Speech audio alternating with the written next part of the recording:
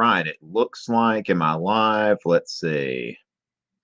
Okay, do y'all see me? Let me know. Let me know. Okay, I think that I'm live. I think that I'm live. Y'all, okay, good deal, good deal, good deal. Okay, so as far as that goes, ladies and gentlemen, I am live. This is my first time on this platform. Okay, now this is the first of many broadcasts. You're very welcome. I'm glad to be here. Hey, Hannah, good to see you. All right, so we got people here from Long Island and all kinds of other places. All right, so I'm here now. I am doing this. I'm going to be doing this every week. I'm going to be broadcasting APUSH sessions with Fiveable. All right, thank you, Dylan. Good to see you. And yes, Miss Wright's here. Hopefully students are here as well. Now, this is a free session. I saw some chatting and all that kind of stuff. This is a free session, and there will be other free sessions, but Fiveable is also going to be, I mean, it is a subscription-based service, but per subject, it's only $5 a month, and I'm going to have a deal that I'm going to be throwing at you at the end of this thing. Okay, so we're going to be taking a look at that. All right, so as far as this goes, ladies and gentlemen, let me go ahead and get to the presentation portion here. And once again, I'm on a new platform, so just trying to make sure I know how all of this works. All right, let's see. Okay, so install screen share extension. Okay, so I'm having to, this is going to go a little bit smoother as we get into it. All right. So, and we've got 155 people here. Okay. Yeah. Again, this is just something that we're just, I'm still kind of getting used to. So again, there'll be a little less setup. All right. So right now I'm sharing my screen. So you should be seeing my screen. All right, so Crowdcast screen sharing is engaging. Let me know as far as that goes. Okay, it looks like my screen. Okay, there we go. So you can see my face up there and then my screen. Okay, good deal, good deal. All right.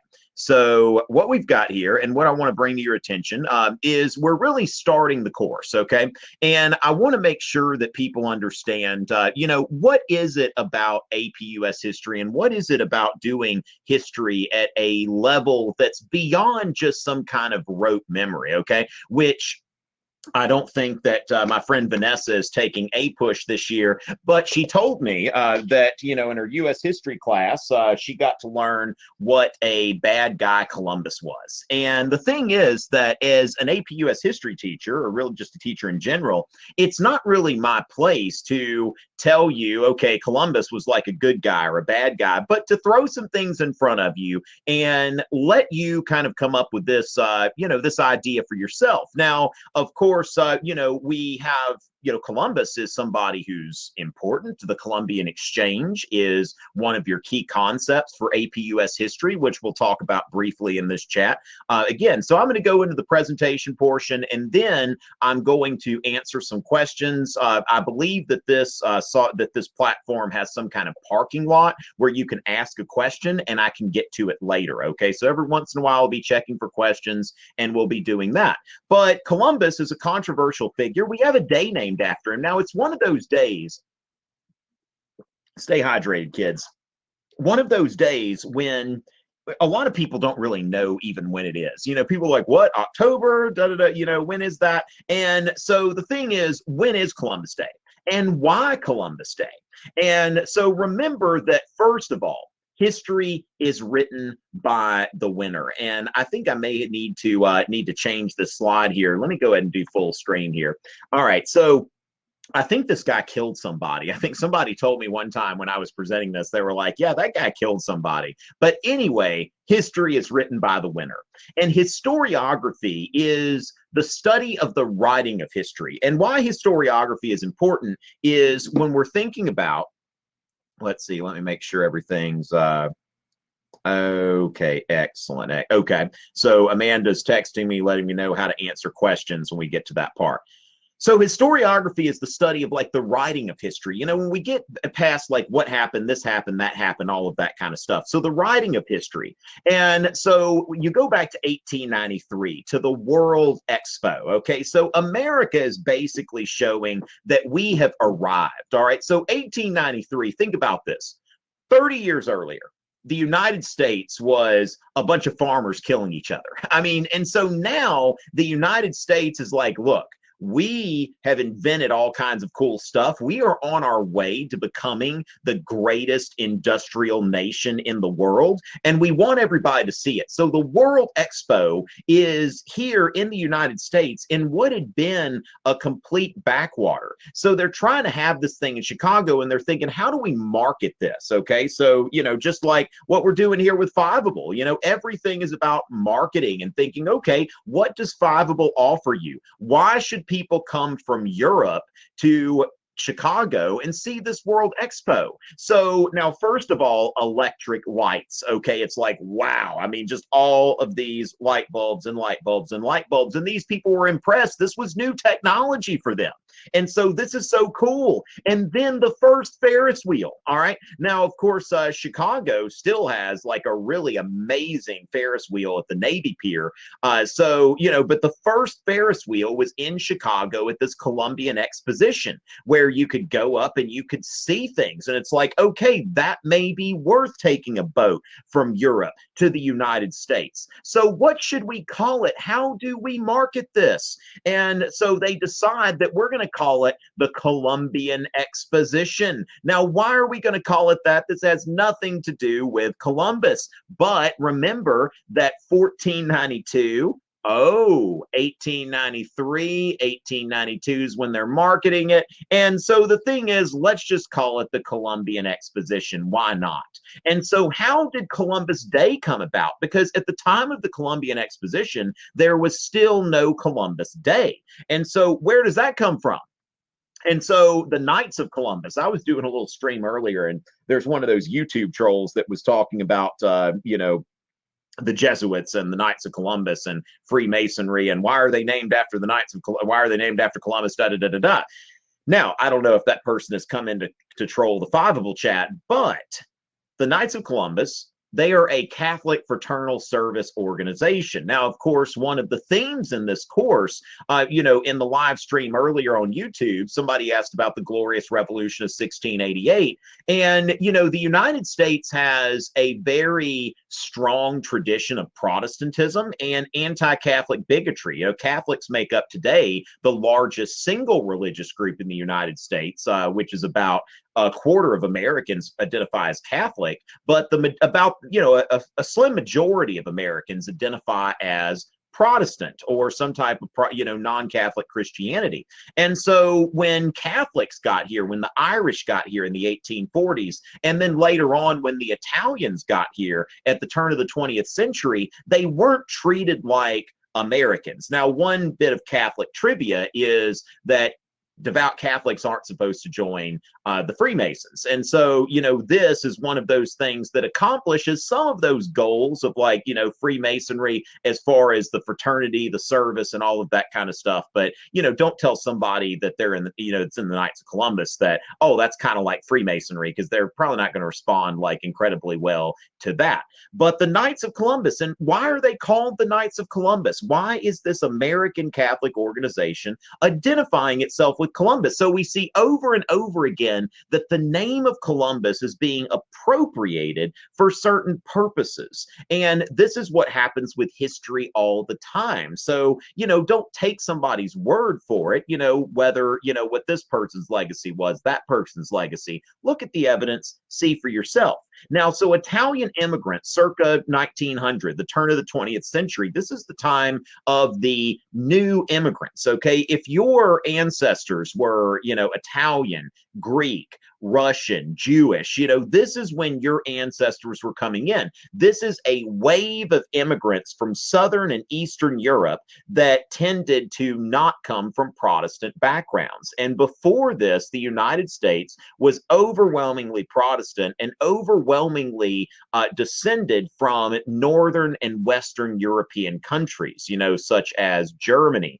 Scandinavia, the British Isles. That's where, you know, most Americans came from. We talk about the idea of American identity. What does it mean to be an American? These Italian immigrants did not fit the profile that a lot of people, you know, a lot of people saw as this is what an American is. And we saw a round of nativism. Now, a lot of people, when they hear somebody, going on some kind of anti-immigrant rant or being concerned about immigration, people say, well, we're a nation of immigrants. We're accepting of immigrants. But, thing is that the United States has never opened its arms to people who are not from Northern Europe and are not Protestant. So, you see this wave of nativism, just like you saw a wave of nativism with the Irish immigration, just as you saw a wave of nativism with the Chinese Exclusion Act. And, we see that we are in the midst of, somewhat of a nativist revolt today. And it's part of the cycles of American history. And so what you see here, this is something that, should the Pope be allowed to rule America? That there is the Pope. He's got a direct line to the White House, and he is trying to overthrow our Republican institutions and put the United States basically as a vassal to Rome. And so, which in the 1920s, you see the peak of this, anti-Catholic bigotry with the second Ku Klux Klan. Now, the other thing, though, when we think about Columbus, all right, so let's consider that while if somebody's an Italian American today, they're not really made fun of or anything like that. But a few generations back, there are, ethnic slurs, that I've, when I was growing up, I heard some people that were a few generations ahead of me make some derogatory slurs about people of Italian descent. But in New York, okay, there is a Columbus Day parade. Now, somebody's like, well, Columbus did all these awful things to the Indians. Why are people celebrating him? But here's the thing. In New York, this is where a lot of Italian Americans live. And so when you look at the Columbus Day parade, you see this guy dressed like, the Renaissance or something like that. And so Columbus is something that bridges the gap between Italian and American.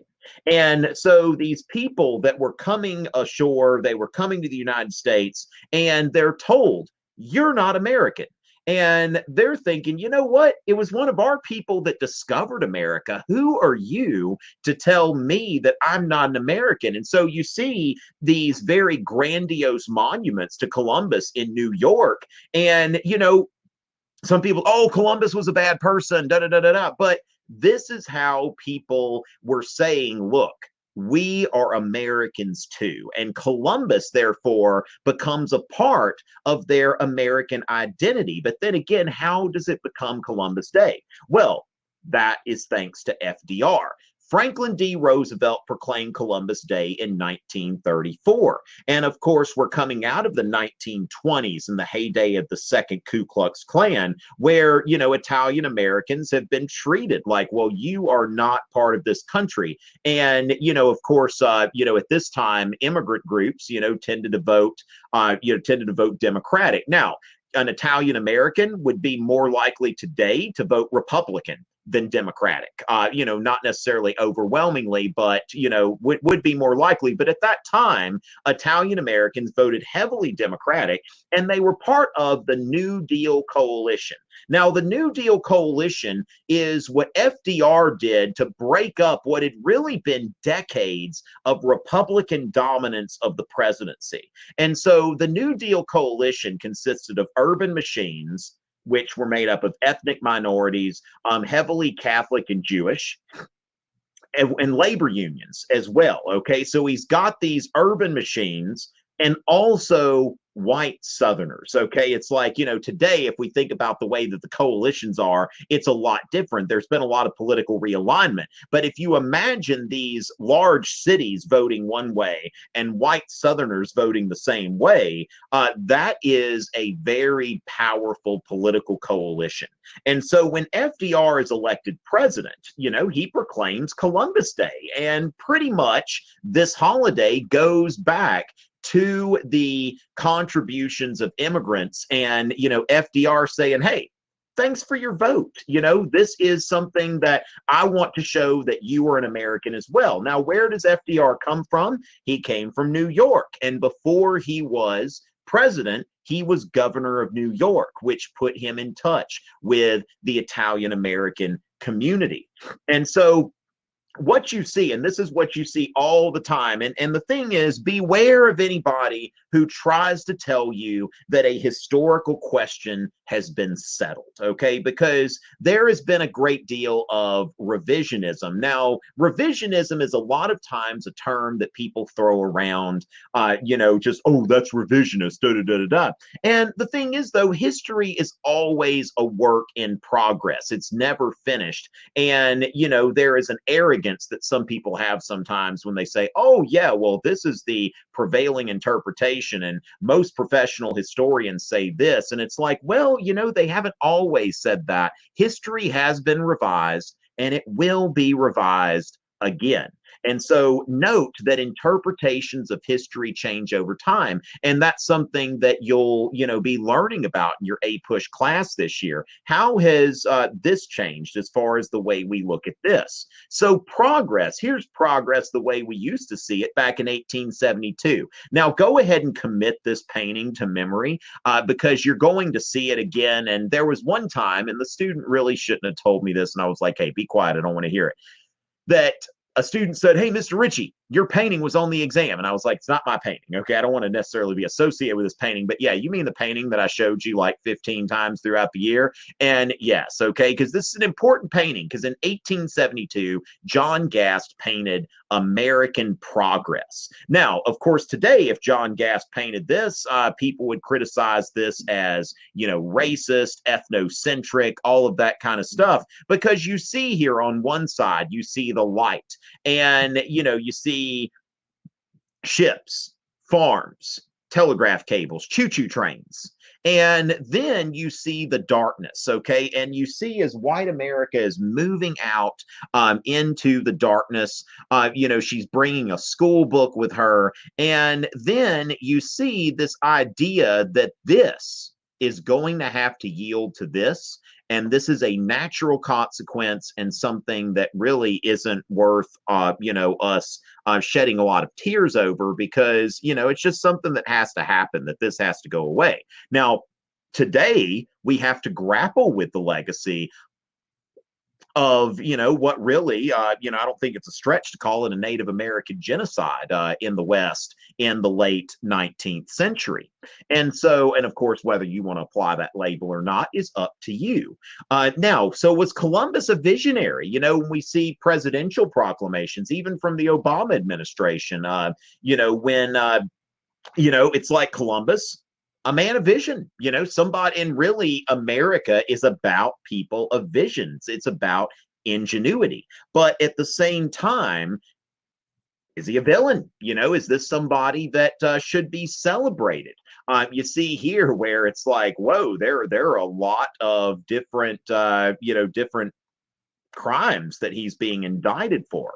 Now, if anybody likes to listen to Rage Against the Machine, I don't know how many people still listen to them, but there is a song, Sleep Now in the Fire, where he says the Nina, the Pinta, the Santa Maria, the Noose and the Rapist, the Fields Overseer, the Agents of Orange, the Priest of Hiroshima, the Cost of My Desire, sleep now in the fire. Now, what we see here is a comparison. You see, it starts with Columbus's ships, and then it talks about lynching and, slave rape and, the Fields Overseer, Agent Orange, in Vietnam, where we're dropping all these herbicides because, Charlie keeps running into the jungle and, we can't find him. And so how do we find Charlie? We get rid of the jungle, and we're not really thinking about what that's going to do to the ecosystem and how that could result in birth defects and contaminate the water and the environment. I mean, if something can kill like a whole rainforest, like there's going to be some kind of unintended consequences.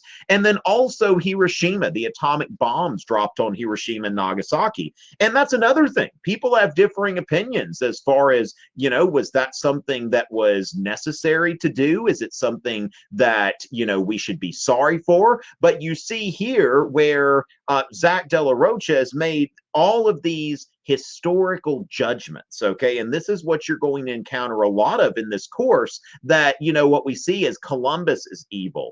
Hiroshima, the atomic bomb, that was evil. Agent Orange, that's evil, even though maybe there wasn't the intent. And so we see this. Rage Against the Machine says to Columbus, sleep now in the fire. Burn in hell, Columbus, because you have done something especially terrible. And so Americans, surely, I mean, there are a lot of things in our history that are worth celebrating. And I truly think that the history of this country is glorious and admirable. Although there have been some things that Americans have done, some of these things on purpose, some by accident. Oops, didn't mean to cause all of those birth defects, and destroy your ecosystem. And then some because perhaps we were left with no other choice. If you think about the alternative of the atomic bombs and what would have happened there. We never can know for sure, but, an invasion of the Japanese homeland was something that could have resulted in a lot more deaths, and especially if you're to look at Okinawa as, a predictor of that. And so was this one of them? Was this something that should be celebrated? Is this something that should be condemned? Or is it somewhere in the middle, as most things are? And so as far as that, some people do believe that, this should be condemned, that Columbus's discovery of America. But at the same time, this isn't really about Columbus, and it really never was. And historical figures are often appropriated for some sort of political purpose or to contribute to someone's concept of American identity. And remember that American identity is not the same for somebody who is an Italian American and someone who is a Native American. That is a much different view of American identity and a much different view of celebrating Columbus. And so then here's the thing too, that when we talk about Columbus, is it really about him when people say, oh, Columbus is a bad man? Or is it about the values that Columbus represents? If we think about the values of the Europeans who came to America, there are two things here that are very much ingrained into American culture. Those things being Christianity and capitalism. I know capitalism is a loaded term. Sometimes I avoid using it, but it's just the easiest thing to kind of put this idea out there that they were bringing in the Christian religion and a market economy, two things that had not existed in the Americas. And so when somebody's thinking about should Columbus be celebrated in the discovery of America, a lot of times it comes down to, does somebody identify strongly with the Christian religion? Does someone believe that the market economy, although it may not be perfect, is the best economic system that we have available? But someone who is irreligious and has a socialist bent probably isn't going to be the biggest fan of Columbus. And so when you see here that Rage Against the Machine is performing and they've got a red star behind them. So this is a symbol for socialism. If somebody's got a red star, that is expressing an ideology. And so really when it comes down to it, we can look at all kinds of facts about Columbus, but the way that you view the world is going to impact how you view Columbus and his legacy. And so as far as this goes, this is something that was celebrated. Now, while a lot of this stuff may have been beneficial and necessary, I think today, we rightfully consider that, what is, did this have to be done in a way that extinguished these civilizations of the people who were already here? And so as far as that goes, now here's another side of the coin, and this is something that I think is very important when we're acting and thinking historically, because sometimes what somebody will do is they'll magnify what's going on one end, and they'll say, okay, here's Columbus, here's what he said, here's what he did. And, if you look at Howard Zinn's People's History of the United States, again, coming from more of a socialist perspective, Columbus is indicted as a very bad person, but the natives are shown as peaceful. They share things. It's almost like, he's subscribing to this kind of myth of the noble savage. And so when you look at something like this, this is, Aztec human sacrifice, that there were exploitive regimes in place before Europeans ever got to the United States. And so, the Spanish encomienda was really, in a lot of ways, it was just updating what the Aztecs had already set up. And so the Aztecs had a tributary empire. This wasn't just a bunch of minions going around singing Kumbaya or something like that. I mean, these were people with societies that, had their own hierarchies and their own systems of exploitation. So sometimes, people will say hey, look at this document and you can see how terrible this person was. Well, when it comes down to it, as Alexander Solzhenitsyn once said, the line between good and evil goes, through the middle of every human being. And so anyone can be judged by history. And so with that, just something to kind of get you thinking about the things that, you're going to learn this year, and to think about, that judgments are always being formed and revised. And remember that. Now, one thing about Columbus that, undeniably, really, he set up this Columbian Exchange, this permanent trade relationship between Europe, Africa, and the Americas. And, Columbus is the one started and creates, really the beginning of this globalized world that we see today. And so you see the exchange of crops, like today, bananas, sugar, peaches. These are all things that grow very well in the new world, but they came from the old world. Bananas and sugar and peaches are not indigenous to the new world. These are being brought from Europe and Africa and Asia. Now, then I tell people, imagine Italian food without tomatoes. Well, before the Columbian Exchange, Italian food did not have tomatoes. There were no tomatoes, okay? Or at least not over there. So tomatoes, corn, which outside the United States they call maize, and then, of course, tobacco. So these crops are going back and forth, and we see that, okay, so this is, now these things can grow in new places. Then we see animals, horses are being brought from the old world to the new world, and also are shaping the lives of Native Americans. Now, a lot of times there's this idea of history that the Europeans just came in, they killed all the Native Americans, stole all their stuff, and there you go. But Native American societies were impacted by Europeans, as a result of the horse. The Plains Indians created a whole new lifestyle that was centered around buffalo hunting. And of course, this was the lifestyle that was ended with the transcontinental railroads in the late 19th century. But it wasn't like these Indians had been living this lifestyle, forever. They had been living this lifestyle for a fixed amount of time, and this lifestyle had been heavily influenced by Europeans. So the turkey, which I believe Benjamin Franklin wanted to be our national animal. Here's something that actually comes from the Americas. And so then diseases. Now, from the old world, you've got all of these diseases. Let's see, do I need to press it one more time? Well, it's supposed to.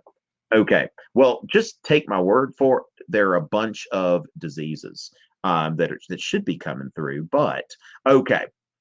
So from the old world, I don't know what's happening there. Mea culpa, maxima culpa, but lots of diseases. It's supposed to scroll, but it's not. Now, the new world, we got a handful of diseases for you. I'll see your smallpox and all of this other stuff, and we'll raise your syphilis. So even diseases, microorganisms are being traded in this Columbian Exchange. And although a lot of Indians died from these diseases, it wasn't necessarily on purpose. All right. So, and remember to check out my website. In addition to Fiveable, I've got a YouTube channel and all of that kind of stuff.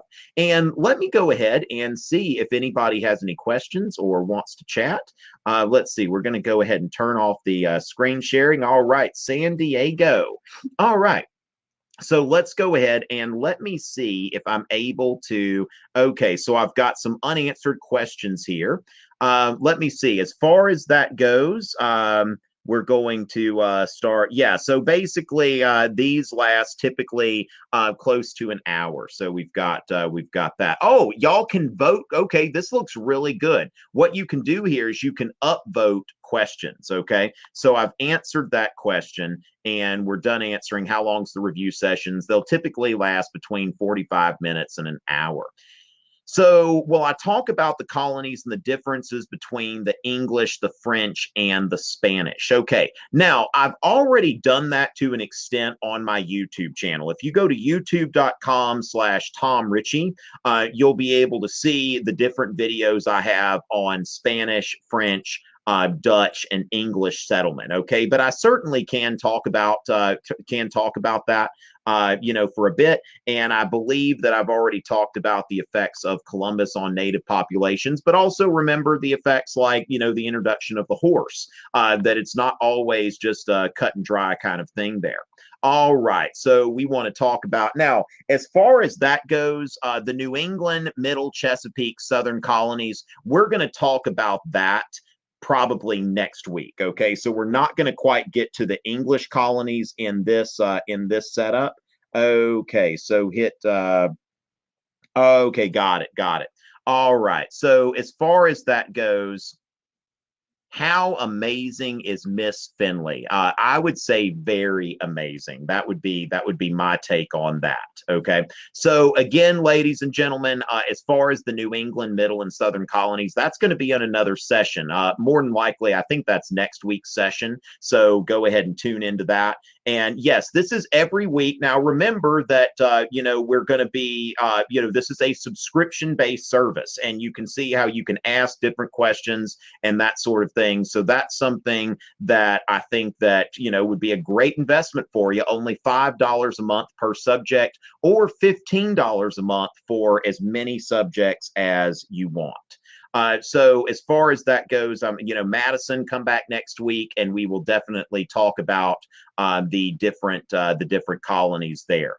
All right. So all right, we've got some things there. And we'll go into a lot of this stuff here.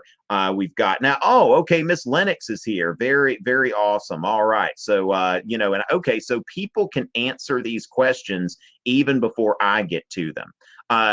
So that's that's a great question. Now, remember, there are some things. Let's see. Let me answer that. Eric, can I save this stream for later? Yes, this stream will be available after the broadcast. The Fiveable broadcast will be there for all subscribers, so those will be there. So we finished answering that. Now, as far as what we've got here, there are some questions. I'm going to answer this question just because I want to illustrate that in order to make a 5 on the AP US History exam, you don't have to know every little detail. Now, these are great questions. This question, why didn't the natives attack Columbus and his people when they first got there? Now, that is an example of something that would be an excellent historical inquiry for you to go on personally. But it's one of those things where, you ask your teacher this, it'll probably be like, well, this is probably not going to be on the exam. We're going to have to move on to something else. So as far as that goes, that is a great question, but I think that would be one of those things for you to investigate. Now, if I had to guess, I would think, well, these people have these novel technologies. Like if I think if there's somebody that rode up to my house in a tank, the first thought that I have is I'm not thinking oh, let me run inside and grab my 9mm and start attacking. I'm not thinking on those lines. You have somebody with, vastly superior technology, and maybe they're a friend. Okay. So that's something that, you don't know, but I would, there are all kinds of explanations for that. Now, of course, you could look at the Aztecs certainly tried to resist Cortez, but, they weren't able to stand up to the technology that that's there. So then, okay, let's answer this. Okay, why is Columbus recognized and taught as a hero in schools? Okay, so Molly, one thing that I would note here, okay, so it really depends a lot of times on your teacher, your school system, where it is. If you are, in New York, your teacher's an Italian American, you may have a different perspective on Columbus. If you are out west and your teacher is a Native American. And so as far as that goes, Columbus, and again, in APUS history, it's not your teacher's job to tell you that Columbus was a hero or a bad guy. And that's the thing, that when a teacher, sometimes I'll tell my students who my heroes are, but all I'm talking about are my heroes because I've chosen these people as my heroes. So don't ever let somebody else tell you who your heroes are. Figure that out for yourself. All right. How long did it take horses to be adopted by natives? Now, here is another question that's like, interesting question. I don't know the answer to it, and I can guarantee it. You don't need to know that to make a 5. So that would be another one, another example of, great, but, typically I'll be giving preference to inquiries that are going to lead to higher exam scores. All right. So we're getting down to questions that only have one upvote here. But as far as the Knights of Columbus, when I was talking about that earlier, we are looking at, a Catholic fraternal service organization. And of course, this started in the United States. And what's important to note, and your interpretation of that is certainly up to you and how you see Columbus, but I think it's important to note that Columbus, is something that for a lot of Italian Americans, he is part of their American identity. So that's something that you want to make sure to be, to be sensitive about, just like that statue that got, pulled down, last week in North Carolina. It's like for some people that statue is very offensive. For other people, that's part of their American identity. And so, just keep that in mind as you approach history in general. And as we mentioned, yes, Miss Wright has mentioned that this time between 1491, which remember, 1491 is a symbolic year. This is something that, is kind of pre-contact. But before 1607, it's 5% of the exam. Okay. Basically, this exam, this course is basically a course. 90% of this course is Jamestown to Reagan. Like if I were naming this course, I would call it U.S. History, Jamestown to Reagan. Okay, because really only 10% of the exam tops is going to be something that is from either pre-1607 or post-1980. Now, for the Roanoke Colony, I would recommend for the Roanoke Colony looking at a video by Mr. Betts' class. If y'all aren't subscribed to him, please do. Mr. Betts' class is on YouTube, and he makes a lot of music video parodies, and I think that they are hilarious. All right, they are like so funny, and you should definitely watch them. But he's got this Roanoke parody that's based on Let It Go from Frozen, and so the thing is called Where'd It Go? And he's all like, where'd it go? Where'd it go? And it is so funny. No, he's not the Euphrates River guy, but he is kind of similar, but he does actual music videos. So yes, and Miss Wright also endorses Mr. Betts. And so Croatoan is one of those things that, people see it and it's like, I guess that's a tribe or something. I think there was a tribe, but it didn't really necessarily answer the question, what exactly happened to those people? And that's where, you can watch those shows on the History Channel where somebody says, oh, they integrated with the natives. Another person says aliens or something like that. Zombies totally happen. There you go. Okay. So as far as that goes, we've got that. Now, what is the significance of the progress painting in our history? What did it represent? Okay, so John Gast's American Progress, this is something that, it's from the 1870s. And this is a time, a period that is often referred to, this period between Reconstruction and World War II, typically referred to as the period of white supremacy in America. And, what you see there is an expression of this white supremacy, okay, that you can see as far as, let me just check something real quick, until I can figure that. I just want to make sure. And so what happens here is essentially that I can't find what I'm looking for here. It's bothering me, but it's just gonna be just a second. Let's see if Amanda's watching. Let me see. I mean, I'm looking for the APUSH content manager. here just to make sure that I've got, I see the AP Euro Content Manager. Maybe it's, yeah, I'm not seeing that. I just want to make sure that I know for sure what session we're doing next week, but I can't necessarily see this right now. But I will get that information to you. If you're in this session, we've got your email and we'll make sure to send that out.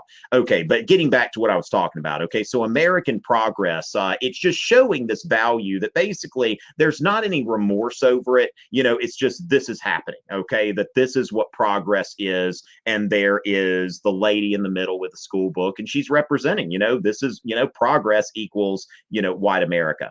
All right, and where it's going. So let's go ahead and be finished answering that. Okay, again, we're going to talk about, okay, so Amanda, if you could send me that or let me know, remind me what, you know, so I forget, you know, whether we're talking about I may be talking about the colonizers next week, but let me try to figure that out. But we'll get that. But I want to make sure people know I do have videos on those 4 colonizers, and we may save those for next week's session. Okay, yeah, that's what I thought. That's why I wasn't thinking about it, because I haven't said it yet. Okay, so I think that next week, you know, we'll we'll focus on the European colonizers, or else that may be one of the videos that I do this month. See, another thing about Fiveable is that we're going to do a live broadcast every week, but there are also going to be 2 other videos that I'm going to make each month. And those videos will be things that are not on my YouTube channel. And so, for example, I've got on my YouTube channel, I've got the, you know, the videos on Spanish, French, Dutch, English. And so what I'm hearing, what I'll do here, Queenie, is I think that's going to be then the video that I'm going to make that's got really just a condensed version where I go over the 4 and we go over the skill of comparison. So let me do that in one of the videos that, you know, that I'm going to put out there. So I will get to that. But remember, Fiveable subscribers get these weekly broadcasts plus 2 different, you know, 2 videos that are going to be put out there, plus some other services that we're going to be unveiling later for only $5 a month. And that's a very small investment in a 5, ladies and gentlemen. All right. So, so Amanda, and remember, youtube.com, think Fiveable. And let's see, I've recorded some stuff, and I think that Amanda's going to be posting some of these videos that I've recorded over the next, over the next little bit. All right. So as far as that goes, ladies and gentlemen, let me go ahead and give you a little offer here. Amanda, did you want to take the mic, or you want me to go ahead and do this? Just let me know how you want to put that. Okay. So what I'm going to do here, I want to show you a little thing that we've got here, something that we want to make available to you. Now, Fiveable is typically, let me share the screen real quick. All right. Getting used to this new platform. I like it, but I'm still getting used to it. Okay, so we're going to share the screen for a second, and looks like the screen is sharing, or it should be. Okay, let's see. It says, okay, excellent. Okay, so as far as Fiveable, ladies and gentlemen, what we've got here, you can go to live.fiveable.me to subscribe here. Now, there will be some other occasional free broadcasts that we're going to do, but as far as this goes, we've got here now, Amanda, if you'll text me and just let me know, it looks like this is 10 month and 99 month. Let's see, are these codes correct? Okay, because now the thing is, I'm sure Amanda will make it correct. Okay, so she's okay. So 10 month or 99 year. Okay, so what you can do here is essentially, you know, Fiveable can be purchased for $15 a month, and that's unlimited subjects, or for $150, you know, for the year. Now, this, and I'm not sure if the math quite adds up there, Amanda. If I'm not mistaken, there's really, no difference in, I don't know if there's necessarily an incentive right now. Okay. And I don't want to insult y'all's intelligence by acting like there is. Okay. Because we've got September, October, November, December, January, February, March, April, May. So we've actually got 9 months. Amanda, the yearly thing, it looks like it's more expensive than if they did this on a monthly basis. Please advise. Okay. So, but for right now, with the way this looks at the moment, I would go ahead and just sign up for $10 a month because that's going to be $90. And this is if you're taking more than one AP subject, then, you know, that would be good for you. And that would be $90 total that you'd be spending through May to prepare for this subject. Okay. So I would, based on what this is right here, I would go ahead and sign up monthly, but I'm still waiting. Let's see what we've got here as far as, all right. So, okay. But I would just, based on what's in front of me right now, and we'll see if there are any updates to that, I would sign up on this because you're really not, say, you're actually spending more for that than you would for this. So I would say if you want to sign up 10 month, or you can go ahead and sign up for $5 a month. Okay, now notice here, there were 500 students and they didn't even have the benefit of the year-long thing. When I say that 500 students studied for AP World and AP US History with Fiveable, these are people who worked with Amanda for like a month, okay? So they didn't have the ongoing support that you're going to have all year. And 94% earned college credit. Okay. Now, currently, Fiveable has AP US History, AP European History, World History. So the 3 histories in US government, AP Psych, Human Geography, English Language and Literature, Stats, and Biology. Now, the other thing is the standard thing is you've got $5 a month per subject. Okay. So if you just want to sign up for AP US History, then you can sign up for that for $5 a month. And that will take you all the way through the exam and get you, you know, some help that you need getting college credit. So that's a great investment for you. I definitely encourage you to do that. And of course, remember, unlimited subjects for $10 a month. Okay, so that's there. I've done the promotional piece here. And, you know, I will be again doing these sessions every week. And I'll have also some other videos that are just going to be for Fiveable subscribers. Okay, so, all right. Okay, so as far as that goes, we've got that. All right. So, ladies and gentlemen, we'll go ahead and call it a night this evening, and hopefully y'all will be back and stay in touch, and we'll be in touch with you, of course, if we've got your email. Thank you so much, and it's always a pleasure.